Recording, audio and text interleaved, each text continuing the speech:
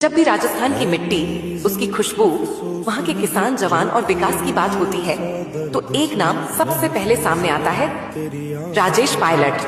मैं राजेश पायलट, जो लोकसभा का सदस्य निर्वाचित हुआ हूँ, ईश्वर की शपथ लेता हूँ कि मैं विधि द्वारा स्थापित भारत के संविधान के प्रति सच्ची श्रद्धा और एक ऐसा नेता जो दिल्ली की सत्ता में बैठा लेकिन जड़ों से जुड़ा रहा, एक ऐसा इंसान जिसकी आखिरी सांस तक आवाज थी, जय जवान जय किसान। छोटे से गांव में जन्मे, खेत की मेड़ों पर दौड़ते हुए, बैलगाड़ी की लकड़ी से खेलते हुए जिनके सपने आकार लेने लगे, पर ये आम सपने नहीं थे। उनमें देशभक्ति थी, उनमें ऊंचाई छूने की चाह थी। गरीब परिवार, सीमित साधन, लेकिन मन में असीम उड़ान।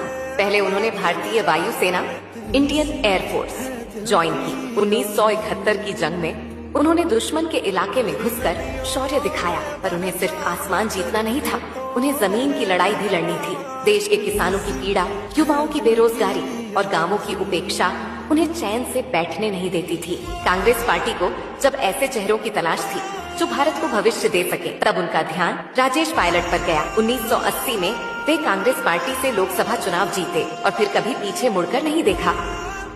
उनकी छवि एक कड़क अफसर लेकिन नरम दिल जनप्रतिनिधि की थी। वे संचार मंत्री बने, फिर गृह राज्य मंत्री और अन्य महत्वपूर्ण पदों पर रहे। उन्होंने राजस्थान और आसपास के क्षेत्रों में शिक्षा, सड़क, बिजली, पानी और किसान कल्याण के लिए ठोस काम किए। राजस्थान में Rajesh Pilot government polytechnic college, memorial college of education और स्टेडियम उनकी दूरदर्शिता के प्रतीक हैं।